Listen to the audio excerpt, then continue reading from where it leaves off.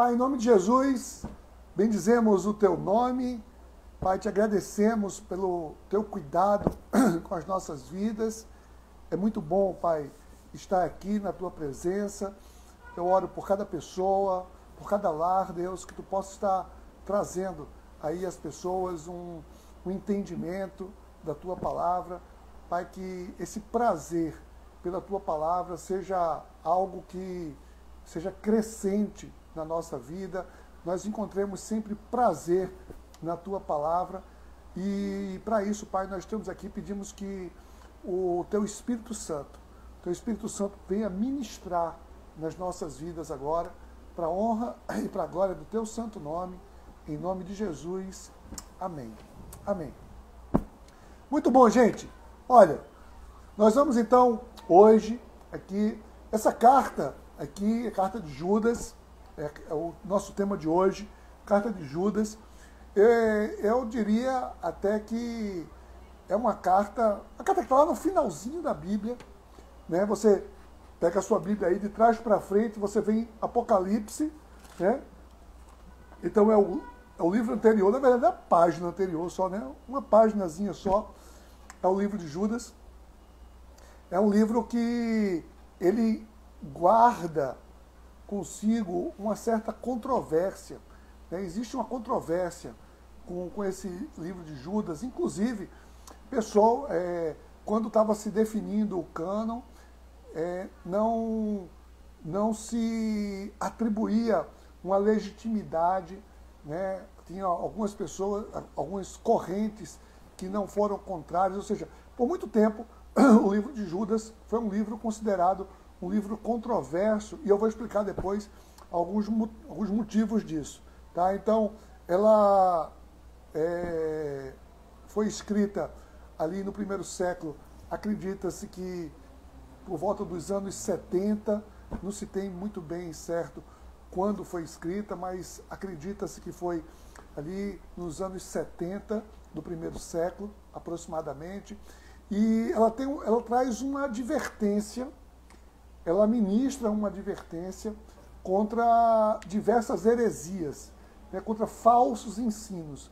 Parece que essa é uma tônica, né, na Igreja de Jesus Cristo por todos os séculos. Sempre alguém se apropria de alguma tese nova, alguma coisa, e vem trazer, então, heresia. Pessoas que estavam, ele considera assim, pessoas que estavam infiltradas na igreja, pessoas dentro da igreja, e está tentando corromper ali a doutrina, a fé, né, os ensinos apostólicos. Então, isso tudo traz, a carta de Judas, essa conotação pastoral também de cuidado para com as pessoas, cuidado com as vidas ali, tá bom? Então, olha só, obviamente, por motivos, né, do conhecimento de todos, não se trata, esse aqui não é o Judas mais famoso de todos, né? O Judas mais famoso de todos, quem é? Judas Iscariotes, não é esse. Ah, não, segundo disse Judas, alguém disse, mas Judas tem legitimidade para dizer nada? Não. Não é Judas Iscariotes. Não, aquele lá, ele morreu ali logo por volta nos anos 30 ainda, né? Ele se suicidou ali na mesma época da morte de Jesus. Então não é Judas Iscariotes. Aliás, o nome Judas era um nome muito comum entre os judeus, né? Vem da mesma raiz de Judá, tá? Então era um nome muito conhecido, muito comum. Então tinham 2 discípulos, não é à toa que 2 dentre os 12 discípulos tinham o nome de Judas, tá? Então a maioria dos estudiosos, também quando eu digo a maioria, é porque muitas coisas não têm assim um consenso histórico, tá? Mas a maioria dos estudiosos atribuem essa epístola aqui a Judas, o discípulo, né? O discípulo que seria, também que é uma outra controvérsia, seria irmão de Jesus. Judas, irmão de Jesus. Tá? Então, eu digo controvérsia isso, porque, né, olha só, eu vou até mostrar aqui, né, tem em Marcos 6, vamos pegar a Bíblia, em Marcos 6, cadê? Diz assim, logo no comecinho de Marcos 6, a palavra diz assim: Jesus saiu dali e foi para a sua cidade acompanhado de seus discípulos. Quando chegou o sábado, começou a ensinar na sinagoga e muitos dos que ouviam ficaram admirados. De onde vêm essas coisas? Perguntaram ele. Que sabedoria é essa que lhe foi dada?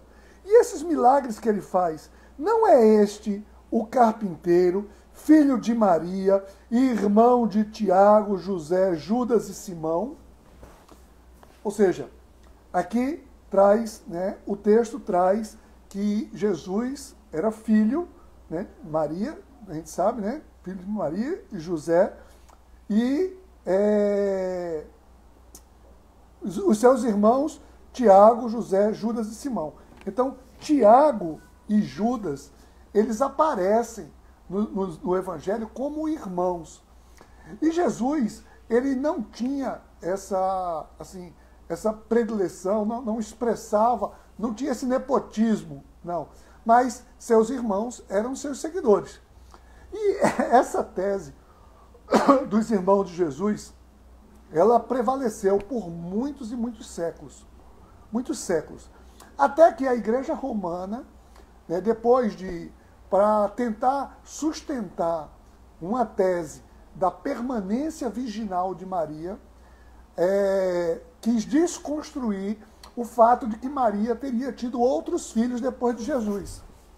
Então isso aí é uma grande controvérsia histórica, né, que existe.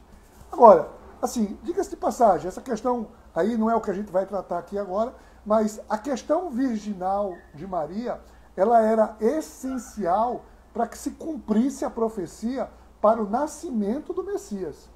E não para depois, não para sempre. Maria não tinha o porquê, o propósito, o sentido dela ficar para sempre virgem. E a palavra diz que ela casou com José, né? E não tinha sentido casar e permanecer virgem. Mas, enfim, isso é uma discussão que, depois de muitos séculos, isso adentrou na igreja e muitos teólogos romanos sustentam essa tese. E tem até alguns comentaristas chegam a dizer até que esses filhos aqui seriam meio-irmão de Jesus, porque seriam filhos de José, de uma outra relação, antes de Maria. Isso, então, é que não existe base em absolutamente lugar nenhum. Tá? Mas, por exemplo, Paulo, ali no livro de Gálatas, deixa eu pegar aqui, Paulo, quando escreve em Gálatas, olha aqui, logo no primeiro capítulo, ele diz assim, ó, no verso 18, depois de 3 anos, subi a Jerusalém para conhecer Pedro pessoalmente, e estive com ele 15 dias. Não vi nenhum dos outros apóstolos, a não ser Tiago, irmão do Senhor. Percebe aqui que Pedro está dizendo, o único que ele viu, ele conheceu Pedro e não viu nenhum dos outros apóstolos, exceto Tiago, que era irmão do Senhor. Ele viu Tiago, irmão do Senhor. Tá? E Judas, ele é sempre citado, quando cita os discípulos, como sendo o irmão, Judas, irmão de Tiago. Portanto, ele também, irmão de Jesus. Quer ver em Atos aqui, ó, no capítulo 1 de Atos também, estou só trazendo aqui, isso aqui é só curiosidade.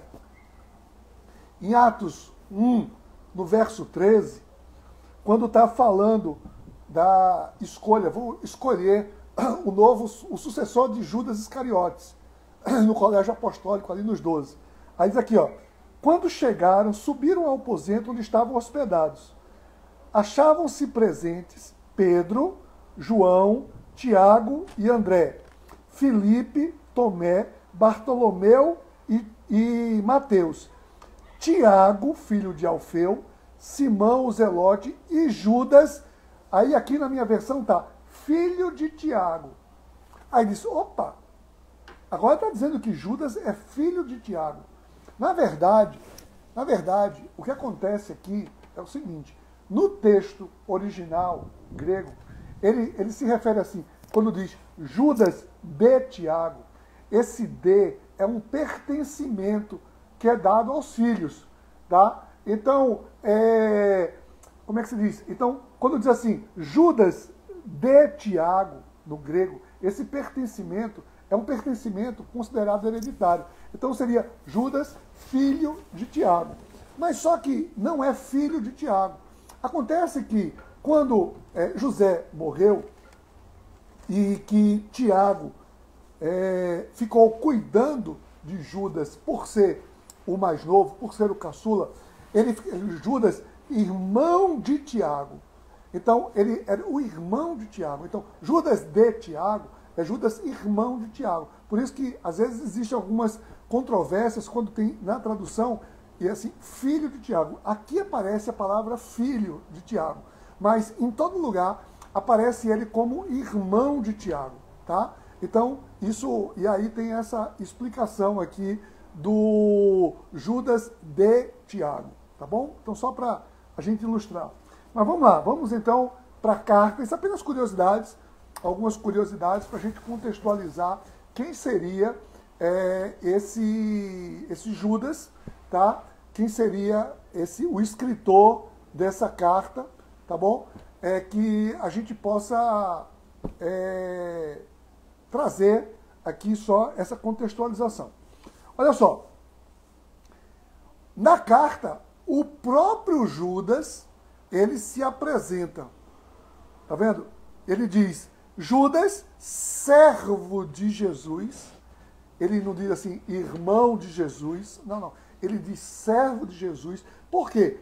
Porque ele está apresentando Jesus como o Senhor, para ele, Jesus é o Senhor. A própria Maria, ela quando se referia a Jesus, ela falava Jesus como Senhor, tá? Então, eles quando entenderam o papel messiânico de Jesus, entenderam que Jesus era o Senhor, tá? Então ele apresenta como Senhor e diz, Judas, servo de Jesus Cristo e irmão de Tiago. Irmão de Tiago. E assim, como eu disse, não era muito comum, não era a referência de alguém, você não vê na Bíblia ninguém como sendo como referência o parentesco de irmão. A referência sempre é dado como filho, sempre a pessoa é filho de alguém, né, porque tinham muitos nomes iguais, não existiam muitos sobrenomes, não existia essa questão dos sobrenomes, era sempre alguém filho de alguém. Então o link era sempre a filiação. Mas aqui, quando Judas está escrevendo, e ele está escrevendo, olha só, ele diz aqui, aos que foram chamados, amados por Deus Pai e guardados por Jesus Cristo. Então, ele está escrevendo para os fiéis. Então, quando ele está escrevendo para pessoas convertidas, em Jerusalém, Tiago, naquela época, ele já tinha uma posição ali de destaque. Tiago era uma pessoa que se destacava entre os discípulos. Tiago era uma pessoa que exercia um papel de destaque. Então, era uma referência, Tiago. Então, ele diz, né, ele se coloca ali como irmão de Tiago. E aí vem a saudação. Né? Aqui a saudação dele, uma saudação muito interessante, quando ele diz assim, misericórdia, paz e amor lhes sejam multiplicados. Ou seja, lhes sejam. É uma carta universal. É uma carta que está escrita para muitos. Não é uma carta endereçada apenas a uma pessoa. Está escrevendo para muitos. Uma das chamadas cartas universais. E ele fala de misericórdia, paz e amor. Né? Aqui, não aqui nessa época, mas bem depois, isso aqui trouxe uma associação, né? Uma associação como sendo três virtudes aqui da Trindade. Né? Ou seja, misericórdia, o Espírito Santo misericordioso, a paz que representa Jesus, né? O príncipe da paz, aquele que traz a paz que independe das circunstâncias, e o amor de Deus, o amor do Pai.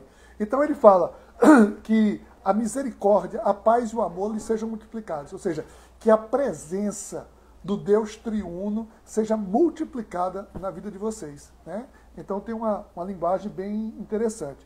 E aí ele vem aqui trazendo agora, né, no verso 3 aqui, eu vou ler o verso 3 e 4, diz assim: Amados, embora estivesse muito ansioso por lhes escrever acerca da salvação que compartilhamos, senti que era necessário escrever-lhes, insistindo que batalhassem pela fé de uma vez por todas, confiada aos santos.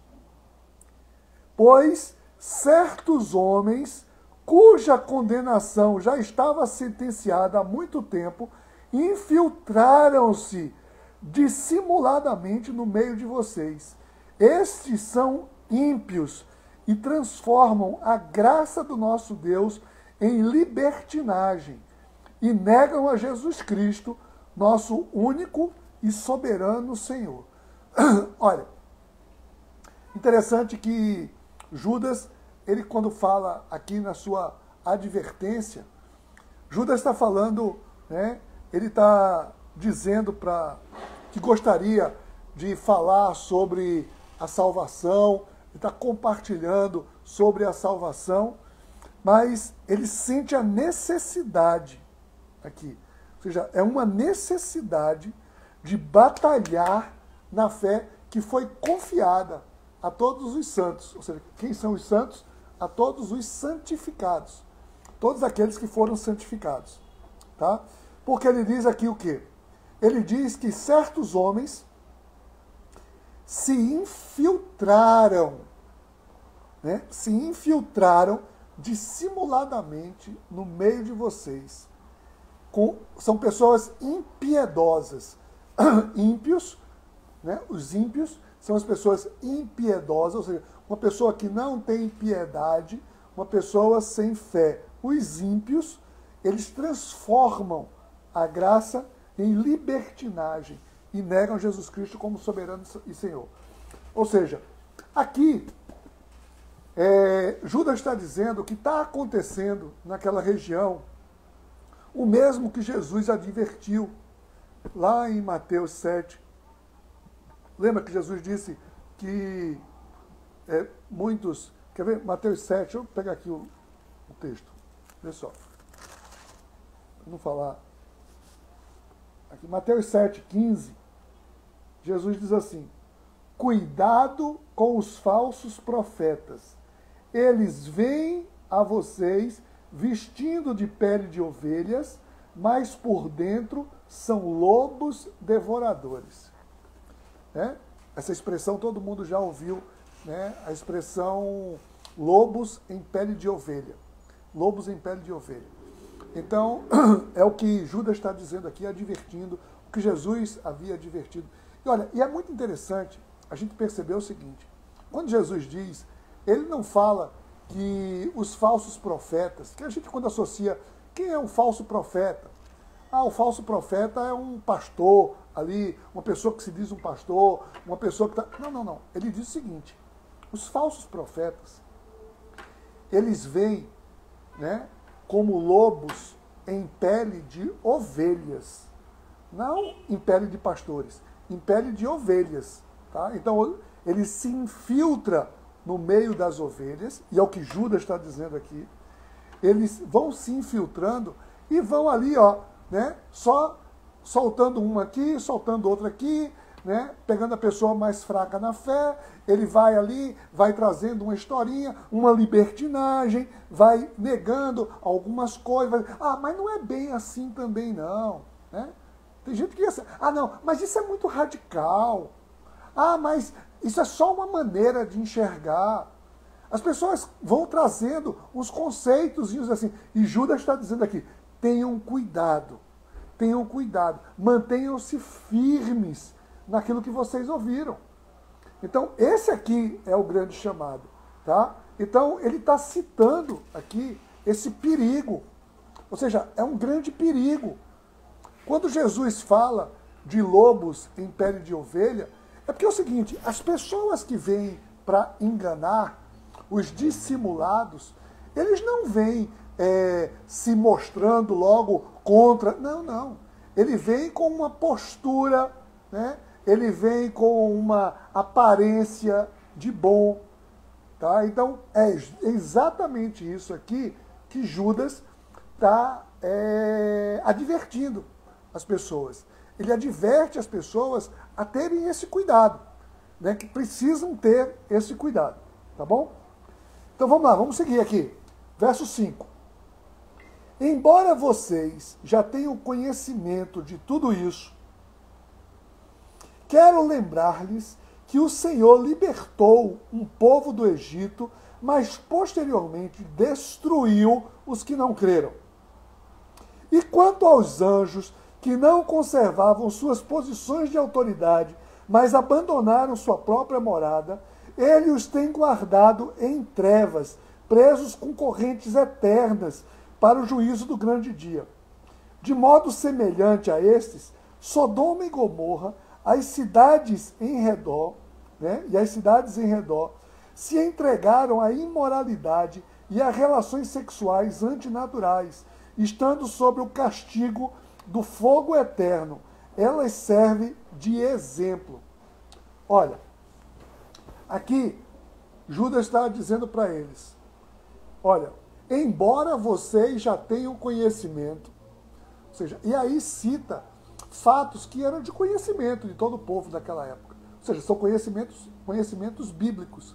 Né? Aliás, existe um certo paralelismo aqui e influência identificada entre a carta de Judas e a carta de Pedro, a segunda Pedro. Daí, alguns chegam a dizer que a segunda carta de Pedro foi baseado na carta de Judas, porque tem algumas, porque a carta de Judas sendo a menor, a carta de Pedro seria uma ampliação daquilo que estava na carta de Judas. Vamos ver aqui, só para a gente ver um pouco disso, em 2 Pedro 2, aqui, no verso 4, ele cita algumas coisas que Judas também citou. Ele diz assim, ó, pois Deus, Judas 2, 2 Pedro 2,4, pois Deus não poupou os anjos que pecaram, mas os lançou no inferno, prendendo-os em abismos tenebrosos,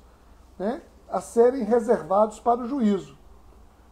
Aí, no verso 6, também condenou as cidades de Sodoma e Gomorra, reduzindo-as a cinzas, tornando-se exemplo do que acontecera aos ímpios, mas livrou Ló, o homem justo que se afligia com o procedimento libertino dos que não tinham princípios morais, pois vivendo entre eles, todos os dias aquele justo se atormentava em sua alma por causa da maldade que ouvia.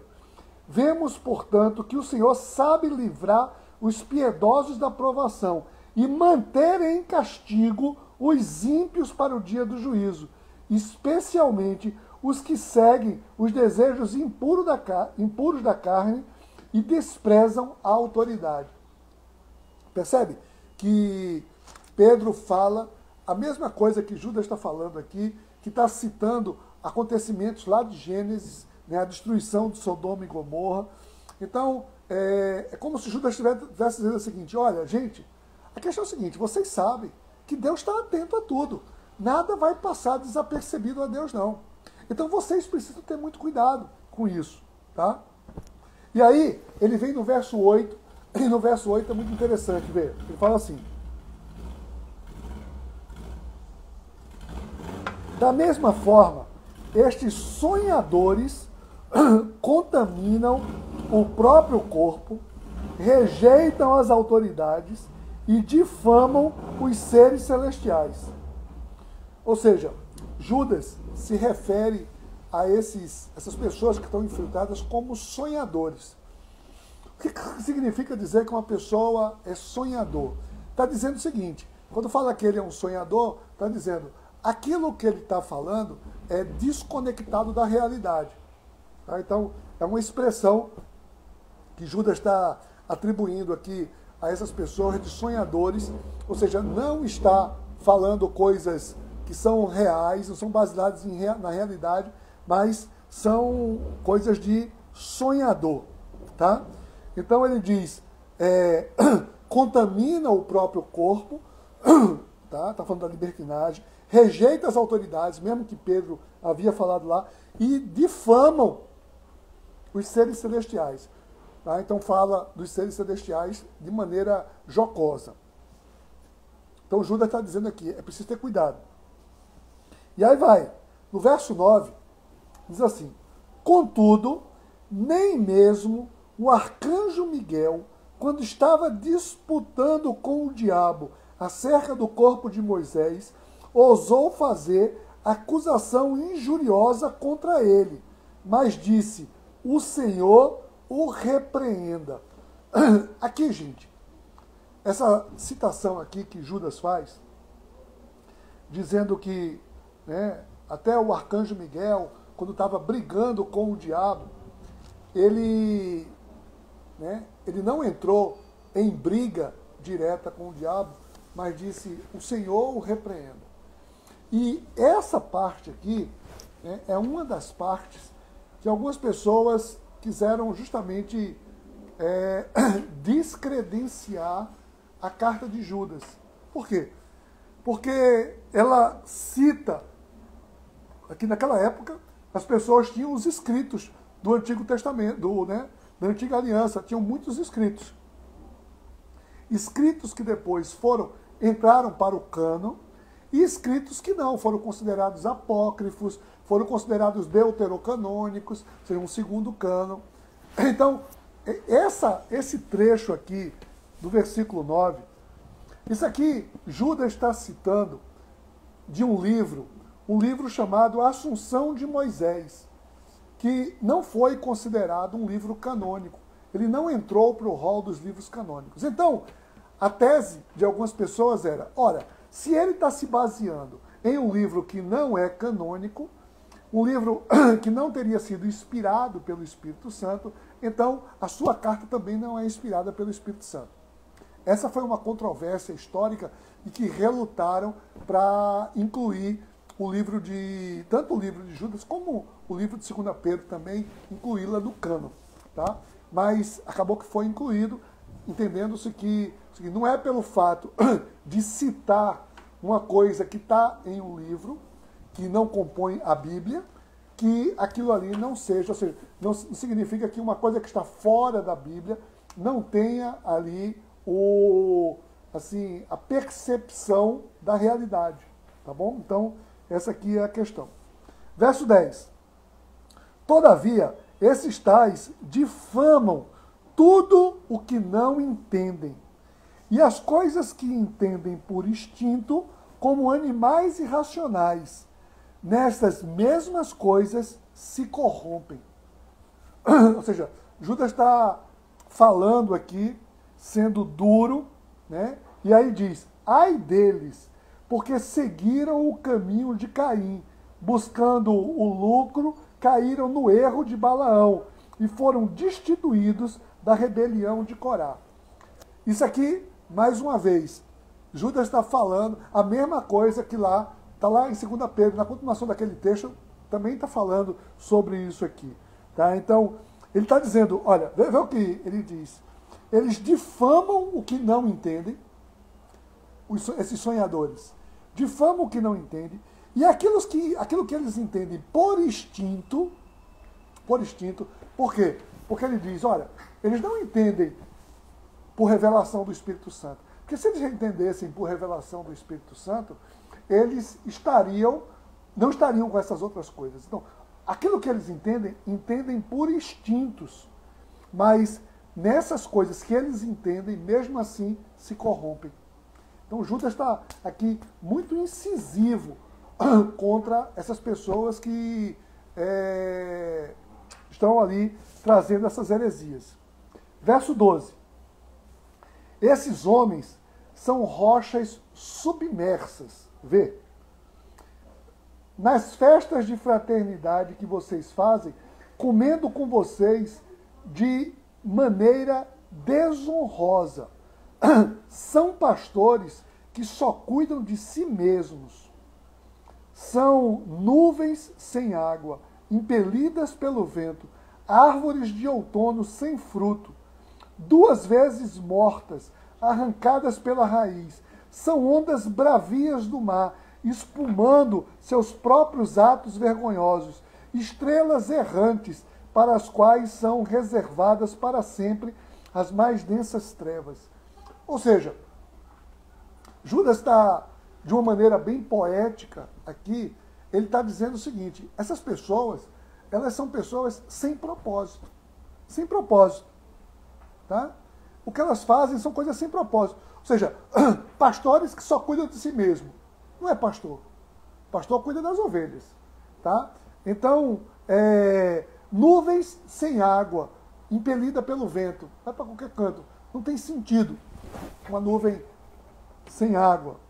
Tá? Árvores sem frutos. Espumas de ondas que batem e se revoltam contra si mesmo. Estrelas que caem ali nas densas trevas. Então ele está dizendo, usou uma maneira bem poética, aqui tem alguns versos poéticos, para dizer que são pessoas completamente sem propósito. Tá? Mas vamos continuar aqui, verso 14. Enoque, o 7º a partir de Adão, profetizou acerca deles. Vejam, o Senhor vem com milhares de milhares dos seus santos para julgar a todos e convencer todos os ímpios a respeito de todos os atos de impiedade que eles cometeram impiamente, acerca de todas as palavras insolentes que os pecadores ímpios falam contra eles. Olha, esse aqui é um trecho, ele está entre aspas, esse texto de Enoque, é mais um texto que Judas se refere a um livro deuterocanônico, um livro não canônico, um livro apócrifo, né, que é o livro de Enoque. Tá? Enoque existiu, o personagem, a gente vê lá em Gênesis, aparece Enoque, mas aqui está dizendo, aqui Judas cita uma parte de um livro comum entre os judeus, chamado livro de Enoque. Né? Então é um livro apócrifo que contribuiu para ter um problema na época, né? Pelo mesmo motivo que eu já falei antes. Então, mas aqui é uma citação que diz assim: Enoque disse isso, onde é que está isso? E a gente vai procura o Antigo Testamento todo para ver onde é que Enoque disse isso. Procura, não acha. Mas é porque isso aqui, né, os estudiosos mostram, então tem um livro de Enoque, e isso aqui é uma citação que ele faz do livro de Enoque. Tá? Então, verso 16. Essas pessoas vivem se queixando, descontentes com a sua sorte, e seguem os seus próprios desejos impuros. São cheias de si e adulam os outros por interesse. Você conhece esse tipo de perfil? Né? Judas está aliviando não aqui. Ele desce a lenha. Né? Ou seja, essas pessoas que se infiltram no meio ali e vão corrompendo os bons costumes, são pessoas que, no fundo, elas estão só se queixando. Murmuradores. Você já viu alguém que é assim? Que só quer saber de murmurar? Está sempre murmurando? E diz, não, mas não é assim. Mas comigo. E papapá. São pessoas ali que estão sempre, parece, de mal com a vida. Descontentes, sempre. Né? E só seguem no seu egoísmo os seus desejos. São cheias de si, arrogantes, tá? E quando se aproximam dos outros, é apenas para satisfazer os seus próprios interesses. Então Judas, ele aqui está dando uma carta mesmo, assim, mas ele não está escrevendo para essas pessoas. Judas está escrevendo para os crentes, tá? Para que não se influencie com essas pessoas. É uma carta pastoral que ele está mandando. Tá? Então ele manda uma carta pastoral. E aí, depois ele vai começar aqui a conclusão da sua carta, chamando a turma para que pudesse perseverar. Ele diz assim: todavia, amados, lembrem-se do que foi predito pelos apóstolos do nosso Senhor Jesus Cristo. Eles diziam a vocês: nos últimos tempos haverá zombadores que seguirão os seus próprios desejos ímpios. Estes são os que causam divisões entre vocês, os quais seguem a tendência da sua própria alma e não têm o Espírito. Ou seja, Judas está dizendo aqui uma coisa interessante, né? Ele diz assim: ó, lembre-se do que foi dito pelos apóstolos. Aí, ó, e Judas não era apóstolo também? Como é que ele se coloca fora dos apóstolos?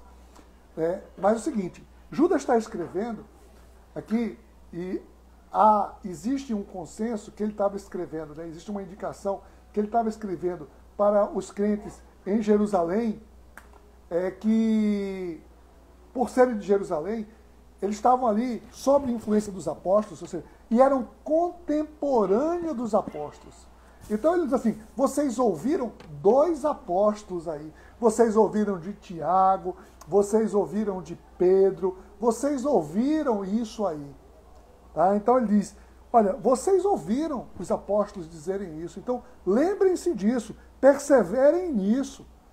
Os próprios apóstolos diziam, né, que essas pessoas não têm o Espírito, é preciso ter o Espírito.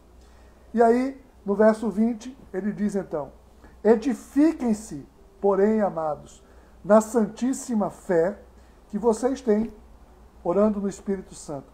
Mantenham-se no amor de Deus, enquanto esperam que a misericórdia do nosso Senhor Jesus Cristo os leve para a vida eterna.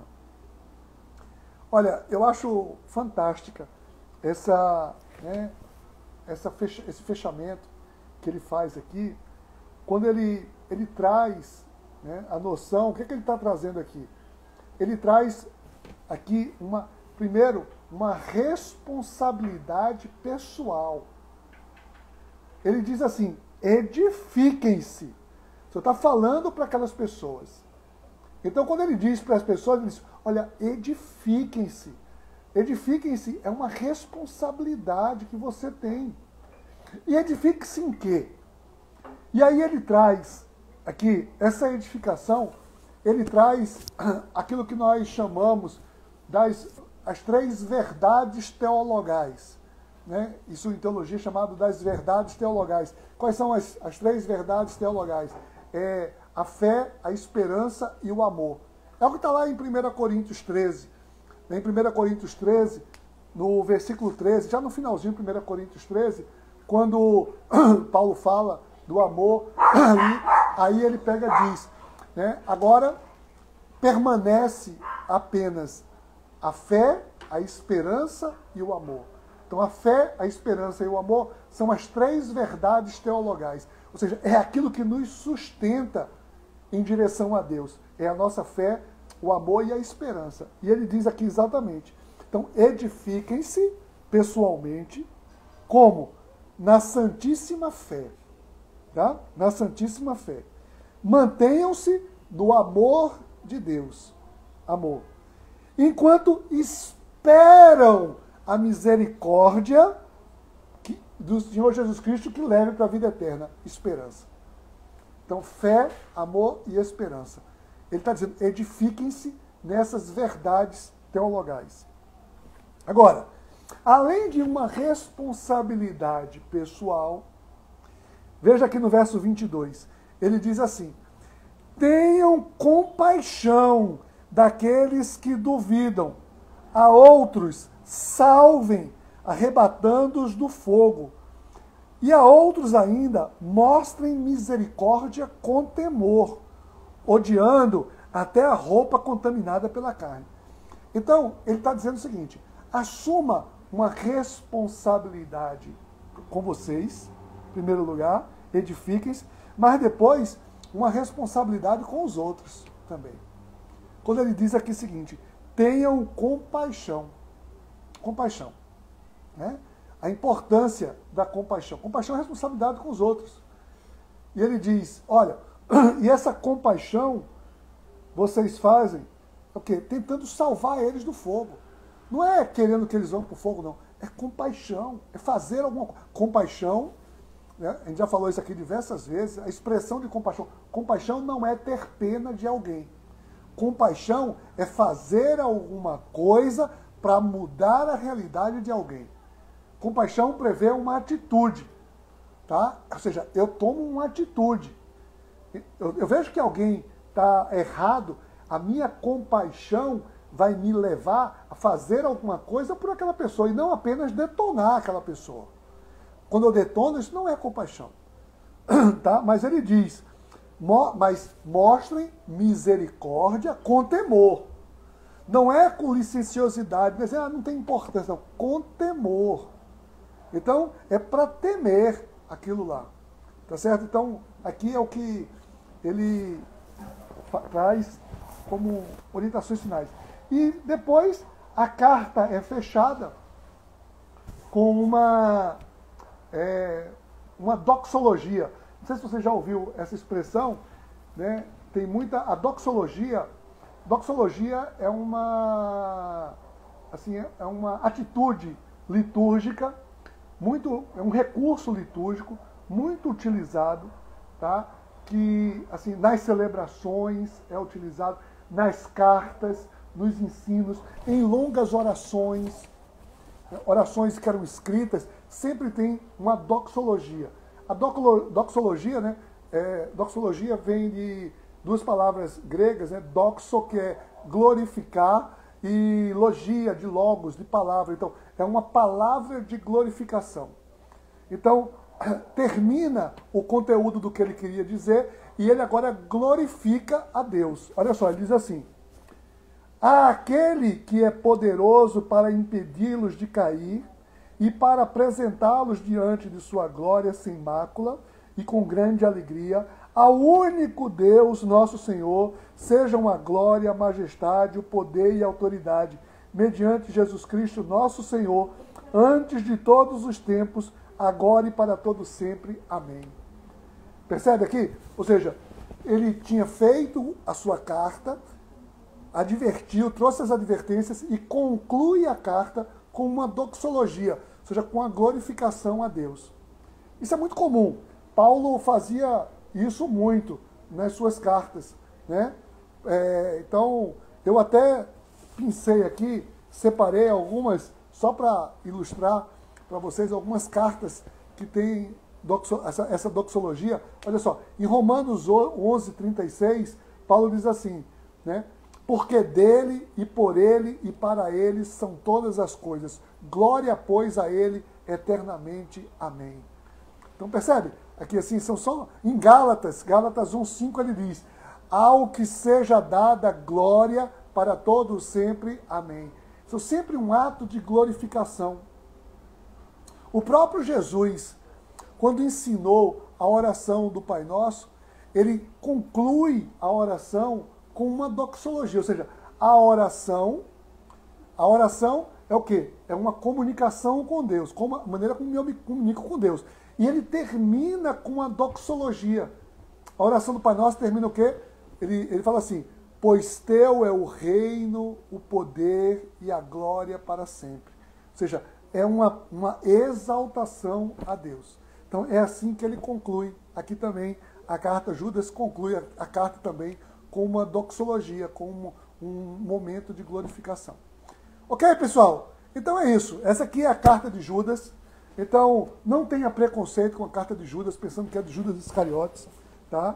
Então, usem a carta de Judas, né? Então, entenda aqui, compreenda. Espero ter contribuído um pouco aqui no entendimento dessa carta, para que a gente possa, né, assim, aprender com isso e viver os princípios da fé cristã, tá bom? Eu quero orar pela sua vida nesse momento, eu quero orar por você que ficou até agora aqui, você que vai estar vendo isso aqui em outro momento qualquer, eu quero orar pela sua vida. Pai, em nome de Jesus, bendizemos o teu santo nome, ó Pai, que tu possa estar trazendo a cada um de nós atenção, cuidado, zelo, ó Pai, que estejamos atentos às pessoas que porventura se infiltram no meio Pai, para corromper, trazendo ensinos estranhos, trazendo licenciosidade, trazendo perversão, né, pervertendo aquilo que foi escrito na Tua palavra.